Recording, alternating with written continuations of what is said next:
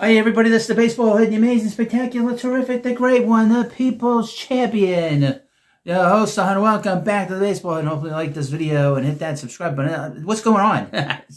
What's going on, folks? This is what's going on. New York Mets have let Edwin Diaz sign with the Los Angeles Dodgers. Now, I've been sort of talking about this for the past year. When the season ended last year, I said that, we need to keep an eye on this. That there is a real possibility that Edwin will split. And I brought up the fact that the history of David Stearns is he doesn't have a lot of value on closers and giving them long-term deals based on his history with the Brewers. And sure enough, that happened. They weren't going to budge off the 3 years. Now, I would mention, the word is that the Mets gave him $66 million for 3 years, which would have been a record for a closer. He took more money from the Dodgers, okay? People are saying online and people are saying on the radio, I was driving home listening to Evan and Tiki, and they were talking about how this is a bad day for the Mets. You know what a bad day for the Mets is? When they lost in the last game of the season and they were going home. All they had to do was win that final game, in Miami, and they would go into the postseason. That's a bad day, okay? In 2022, when they lost to the Padres, that was a bad day in Game 3. Okay? That's a bad day. I can give you a lot of bad days. Today is not a bad day because what we've been talking about here for many years is this team needed to start moving some of these players out of here that have been here since the players have been here since 2019. Diaz, Nimmo, McNeil, Alonso. And then we add Peterson in 2020, Lindor in 2021, Marte. And then, of course, but we don't count Soto. Soto is separate from all this stuff. But the point being is that I've done nothing but complain about this group for years. Now we get somebody that actually has the balls to do what needs to be done. And that is trading Nimmo. And apparently the Mets weren't going out of their way to move him. Where was it? They weren't going to move him, but they moved him. They wanted Simeon. They wanted to change second base, I guess, and they were able to move some of that contract. And here's the thing: this ain't personal, at least not with me. I like all these players individually. They're all great guys. They're all great guys, but they haven't won as a group. This team hasn't won as a group, and the Mets haven't won in 40 years. So this, attachment to all these players who, quite frankly, are all a bunch of losers as a group, have to go. These guys have to go. And I'm going to make a prediction. Pete's not coming back now, okay? They were saying there's a better chance. He's not coming back, okay? Because they don't want to give him 3 years. And he's not going to get that from the Mets. He may get that from the Red Sox. But he's definitely not getting that from the Mets. And from what I can tell, they're not going to do much. Excuse me. They might trade McNeil. They might trade Senga. But it doesn't seem like they're too intent on making too many moves now. Any major moves. From what I was reading. But the point being, this group has not won. Okay? They did not play well in 2019 at times. You can go back and forth. In 2020, they played terrible. When they had such a great finish to 2019, they played terrible in 2020 in the pandemic year. In 2021, they had that terrible second half where they completely collapsed. Now, I would point out they lost Lindor for 6 weeks. They lost Jacob deGrom for half a year. But that group was here. And that included Mike Conforto and Dom Smith and all these nice guys that everybody loves. This is the problem with the Mets right now, as they have been running away from the ghost of '86 for 40 years. The second the Mets won, the front office and ownership wanted to get rid of all these guys that were tough guys to deal with inside the clubhouse. But they were winners on the field. So they've been chasing all these nice guys, and nice guys finish last. Okay? 2021, they bring in Lindor. Gets hurt the first year for 6 weeks. In 2022, the Mets played great. Then they had a dreadful September, and then they played terribly in the last week of the season. to where they didn't finish in first. They didn't win the division with some stupid technicality. And then, of course, they got embarrassed by the Padres. And people say, well, you know, my friend Tiny Ed, and I call him Tiny Ed because he's always sick, complained about the Mets pitching and how poor the Mets pitching has been. There have been times where this Met offense has disappeared. And Game 3 of the 2022 Wild Card Series, that offense produced one effing hit. One hit in that game. Okay? One hit in that game. Now, I think that, what's-his-face was, Musgrove was playing around with the baseball, greasing it up. But the point being is they had one hit in one of the most important games they've had, where they had a shot, and they hit like that all September, okay? 2023, they completely had a terrible June. It was one of the worst Junes in the history of the New York Mets. Pete Alonso got hurt, and nobody hit. Aside from a bad bullpen and guys blowing saves left and right because they didn't have Diaz at the end of the game, this team did not play well, okay?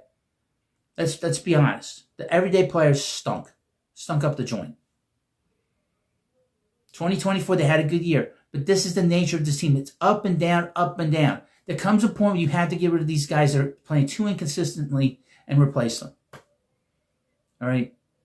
I was more shocked that Nimmo got traded because of his length of his contract than, like I said, Diaz leaving. Now, we do have an issue here because we got to figure out who's going to be the closer of this team. Right now, it's going to be Devin Williams, and he has a big, tall task ahead of himself. Because Met fans are not particularly happy about that about that signing. And he's a guy that came from the Yankees again. And, I also would say this, and this is a point of which I was thinking about. Last year, the Mets won the offseason. They didn't win the season. 2 years ago, they didn't win the offseason. They had a good season in 2024.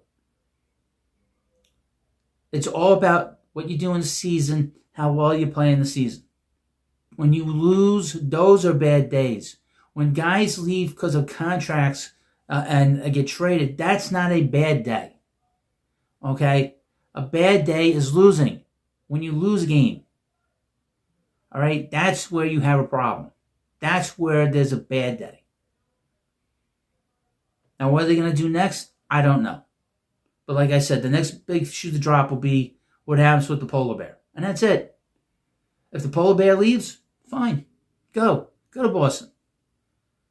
Fine. Go to Pittsburgh. You go to Pittsburgh, you're not going to win. Simple as that. Although it doesn't seem like the Pirates are really serious about spending money. They're not.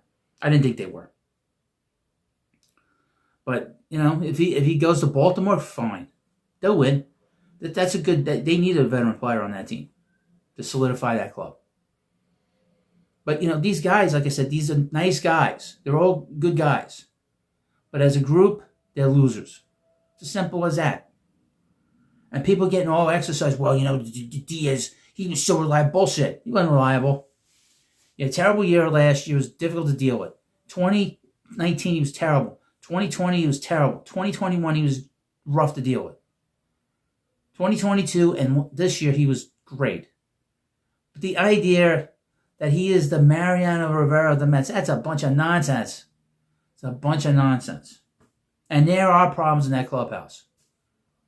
Because if you see all this kind of veteran players getting out of here, then there is a problem in that clubhouse. Because usually teams don't do this stuff. This is not something you see every day where veterans are out of here. There must have been a real problem in that clubhouse with these veteran players that maybe they got along, but they didn't click. Something's off. People are stunned. I'm stunned. I'm not stunned that Diaz is gone. Not at all. He wasn't one of my favorites in that bullpen, that's for sure. Guy drove me crazy. With the walks, the falling behind the count, the giving up the grand slams like crazy.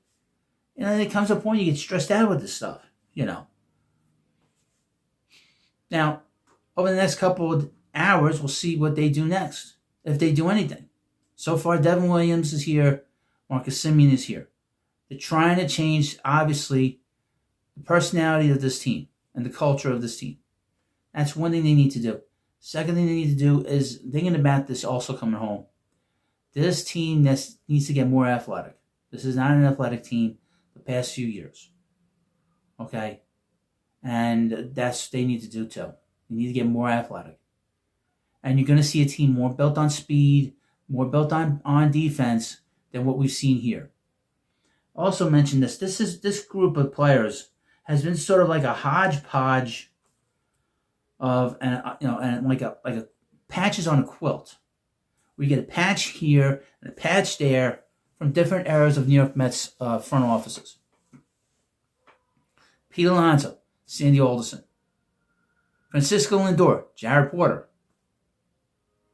Starlin Marte, Billy Epler. I mean, you get all these guys that are like from every era of Mets baseball the last 5-10 years. I also would say this, and this is important to remember. How many managers are you going to fire until you hold the players accountable? Okay? There comes a point you have to say, this group needs to go. This group, we have to start over. You have to do a bit of a rebuild on this group and on this team. They went to Mickey Callaway, Luis Rojas, Buck Showalter over this time. How many more managers are you going to fire till, well, they'll get it right at some point? You know, we don't hold any kind of accountability to the players. It's not the players' fault. It's management's fault. Sometimes the players just aren't good enough, and you have to get better players. And you have to get players that are tougher mentally and tougher in big spots. And there have been plenty of times over the last 7 years that some of these players have come up extremely small. And I'll say it again. I said it already a second ago. How many managers are you going to fire until you get it right? Or until you figure out that maybe it's not the manager's fault, it's the player's fault. You know, they always blame the manager. It's the easiest fit. They always blame the general manager. It's the easiest way to, it's the easiest fit. But sometimes you got to put the onus on the players. Now David Stearns, he's going to be on SNY tonight, and he's going to be smiling, and people are going to get pissed off that he's being smug and being an asshole, and he's not going to back down to what he believes. Okay? He's going to build this team the way he wants to. He's not had a chance to really put his stamp on this team because he's been hamstrung by some of these guys that have been here since the fucking Wilpons. Okay? Again, Pete, Wilpon, Diaz, Wilpon, Nimmo, Wilpon, David Peterson, Wilpon, McNeil, Wilpon. All these guys, Mark Vientos. You get it. Nice guys, but they have to go. All of them. And that's my attitude about the whole thing. Now, of course, leave your comments in the comment section, of course. I need a little bit of time. I was at work when this shit hit the fan today. But I wanted to give myself time. I was going to do a video on my break. I went to lunch. But I was like, you know what? I need to sort of think about this to when I get back home, really give you a better idea of what is really going on here. Okay? This team, again, this team's been together for years. They haven't won anything. We have to stop making excuses and dumping on the front office all the time and dumping on the manager all the time. These guys have been here for 7 years, some of them, 8 years. Brendan Nimmo was here 10 years.